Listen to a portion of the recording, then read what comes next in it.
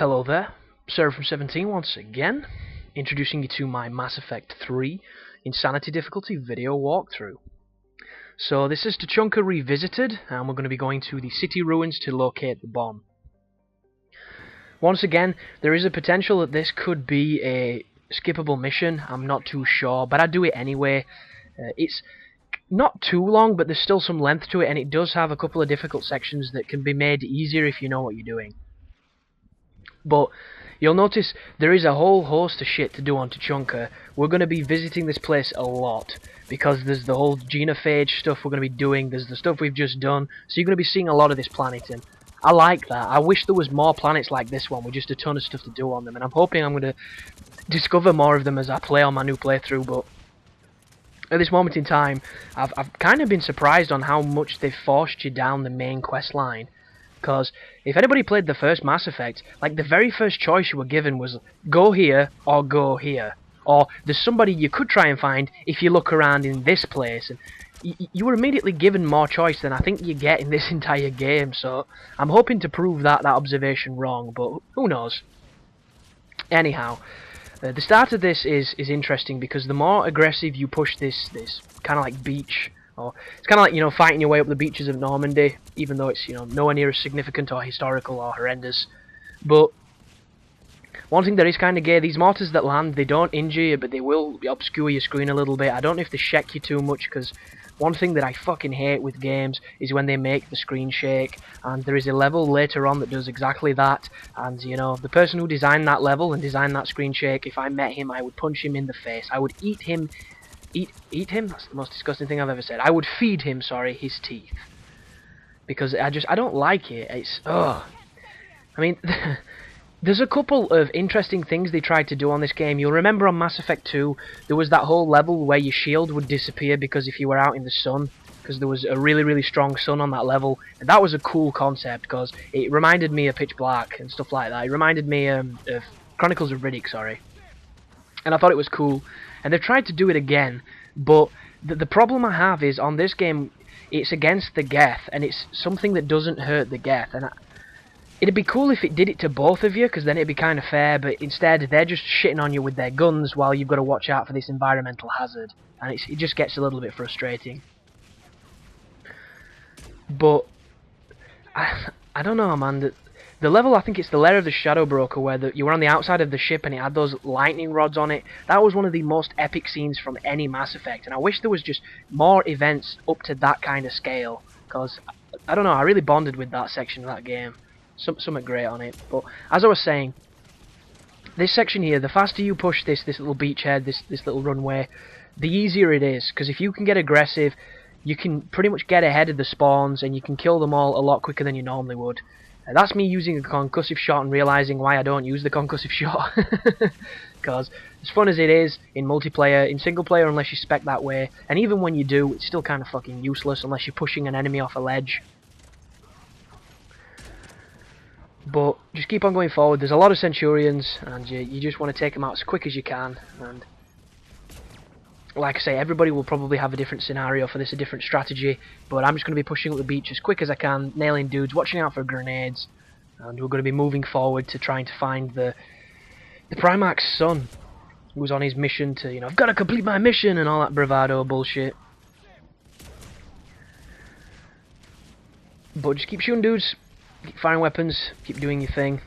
And I do apologise if I don't seem to be speaking at length to the same way that I usually do, but before I started this session of commentaries, I actually did a 2-hour podcast, so my throat is kind of feeling it. I feel like I've been deep-throating some huge black guy, and it does not feel good. But this piece of cover over here is kind of cool, because you're above the battlefield, so nobody's going to be able to hit you unless they get to either side, which is a really good feeling. Just keep railing dudes, keep shooting. And going back to the things that I like and I dislike about the game, because I didn't really touch on too many things. And a lot of the stuff I have is nitpicky things that are just me and my preference. But one thing I do love about Mass Effect 3 is the music. I think the score on this game is the best one so far.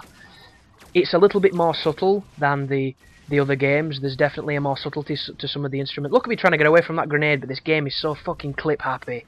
That is another thing I hate, the clipping. My god. If you're going to try and make your game closer to Gears of War, make it so that it feels like Gears of War, goddammit, BioWare. But the music is, it's terrific. My only gripe that I have is the audio mixing on the game in general is a little funky. And I don't know if anybody else has experienced this. I was talking to my buddies earlier, and they definitely have. But the sound levels throughout the game are really inconsistent. And to explain what I mean by this, my TV generally sits on around 30 volume. It can go up to 100, but when you go up to 100, you know, the next door neighbours are just as intrigued by the plot developments as you are, and that's not kind of what you want. So I keep it at around 30 because then it gives me a good level of volume if I'm not using my headset, and I can't play Mass Effect on anything lower than 40 because I can't hear the damn game. It's weird. And there's times when the music is too quiet, there's times when the music's too loud and you can't hear the dialogue, and times when the dialogue fluctuates in volume where you can't hear certain lines being delivered, and then out of nowhere you'll hit a mass relay and it'll suddenly just go brrr, brrr, and stuff like that, or those sections where you're having the dreams and the Reavers turn up and the music does that massive drrr noise, whatever the hell that's all about. They've clearly watched Inception and been inspired, but that is really loud compared to everything else. And then you turn your TV down, and then you can't hear the damn talking, so you turn it back up and it catches you again. And I don't understand, maybe it's, you know, my TV, but I don't think it is. I think it's just the mixing of the game that's kind of fussy. And if you're wondering why I've picked up this piece of shit sniper rifle, it's because the first time I played through, I didn't see it. I didn't see it there. I don't know if it's there every time, but I didn't notice it. And I was like, oh, that's that sniper rifle I've not tried. I'll pick it up, I'll see what it's like. And I'm maybe, spoiler alert here people, but it's dog shit. Do not pick it up. It really fucking sucks. You want to just stick with the Mantis until you get the Black Widow, because the semi-automatic stuff is just too weak. If you're going to use a sniper and you're going to get that headshot, you want people to die. It's that simple. But yeah, fantastic music, but the audio mixing is a little bit crappy. It's gotta be said. But I'm trying to think. Things that I really like and things that I've disliked. Some of the integration from Mass Effect 2 to Mass Effect 3 is pretty cool, and it is cool that a lot of your decisions in this game carry a lot more weight than the ones in the old games did. And a good comparison for this is Fallout 3. Anybody that played Fallout 3 got to Megaton, and there was the option to either kill the entire city and get a nice, you know, penthouse suite in Tenpenny Tower, or to save it and arrest a guy and get a nice house there. And this kind of set you up for, Jesus Christ, this game is going to have some of the, you know, the most climatic moral situations in any game you've ever played. Every decision is going to be up to the same scale as Megaton, and everyone is going to be, you know, that much of a realization and that much of a change to your world, because it's a pretty pinnacle moment. It's a penultimate moment. And then every single decision after that was you know, like, do you smoke with your left hand, or do you comb your hair, or, you know, do you trim your nails? Everything else seemed completely trivial compared to that decision. And I do know there's a couple that are a little bit more hefty when it comes to, like, poisoning the water supply and things, but you never really got the moral repercussions of that. If you blow Megaton up, that place is Fallout Central. It is completely gone, and you can't even go there. People will never exist near that place ever again. So there's a lot of weight to that, but the rest of the choices didn't have it, and I commend this game for having them, but at the same time, sometimes you feel like you can't save your friends. Which is kind of strange, because every single decision that the game gives you, it seems to be the greater of two evils, and both of the decisions ends up in somebody dying. And a lot of the time, it's not the guy that you wanted, or it's not the result that you expected. And I'm hoping that this is all down to the fact that I played like an absolute wanker and didn't help at all, because I was trying to get through the game as quick as I possibly could to get it up on YouTube. But I don't know. I've heard friends who have done everything and they've still had similar experiences of, you know, picking an option and somebody dying that they didn't want to die. So it's kind of strange that way, but kudos for them committing to it at least. They didn't balls out on it. They didn't do a Gears of War 3 where Dom's death makes you think, Jesus Christ, anybody's vulnerable, and then everybody else is just like, nah, we're good, we'll get to end and everything will be great. Who was Dom again? And just no moral repercussions whatsoever. This is an interesting section as well. When you come down here, those two guys are going to run away in that shuttle, and you can kill them, but you don't have to. So, you know, if you're trying to be a nice person, maybe you could let them get home to the wife and kids, and maybe they'll end up, you know, curing cancer or something. But on my playthrough, they're dead, and cancer will forever kill us. But this is a shield generator that I don't think I've mentioned. I've kind of touched on it earlier. If you ever see something like that, it needs to die. It is one of the most annoying features of Mass Effect 3. And if you get a bunch of engineers next to one of those, or even a Centurion, and you do not take it out, you're in a world of trouble. It's ridiculous. You're going to get dug in like an Alabama tick, and not even Jesse Ventura wants that. And it's not good fun. It's not fun at all. You need to clear them out. So always focus on getting rid of the buffs. So another thing I don't like about the game is the grabs. The grabs are cheap as fuck. I've not been grabbed on the earlier difficulties, and you can actually...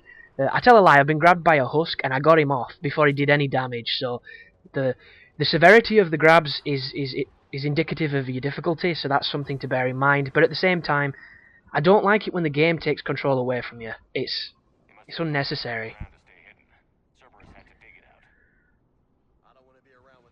But yeah, another thing that I'm a little bit iffy on is the amount of characters that they've introduced. So the coolest thing about Mass Effect 2 was you spent the entire game getting this ruffian, vagabond bunch of misfits that were all pretty cool in their own way. They were all fleshed out pretty well thanks to loyalty missions and just talking to them and stuff. And on this game, every time you bump into one of them, it seems like it's this massive inconvenience. It seems like you're the unpopular friend, but you are the only one who doesn't know this fact. So you go into all your so-called buddies, and you're like, yo, dude, do you want to do something? Do you want to, you know, play some games? Do you want to get together? Do you want to hook up? And they're like, yeah, I'd love to, but, you know, I'm babysitting, or I've got to wash something, or a friend of mine's, you know, he's already said he's going to do this or do that, or I've got to do something for my family. And they're just, you know, they're pissing in the wind. They're coming up with any excuse they can to deny you access, because you don't realise that you're the dickhead that nobody likes. And that's kind of what it feels like when you meet all these old friends. It's like, so what you been doing? You do know that we used to fight a war together. Do you want to try and help me fight this war? And they're always like, yeah, but I've just put something in the oven and I've really got to get back to it. And it's all just one big inconvenience, and I don't like that at all, because the characters in the second game are much better than the characters in this game. And it's a good segue, that, because another gripe I have, where is the playable fucking characters, man? And I say playable loosely, I mean the people you can have in your team. There's the big bulky Freddie Prinze Jr. guy. There's the artificial intelligence of EDI. Who else is there? See, I even give you a dramatic silence to tell me. Aside from that DLC Prothean, which is bullshit, you know, the most reclusive race on the fucking game, and they've made it DLC. Thank you, BioWare. Thank you a lot. Who else can you get? And I'm going to be scouring the universe to try and find somebody else, but so far, I can't see it. It's crazy paving, man. Crazy paving. But thanks for watching, and you take care now.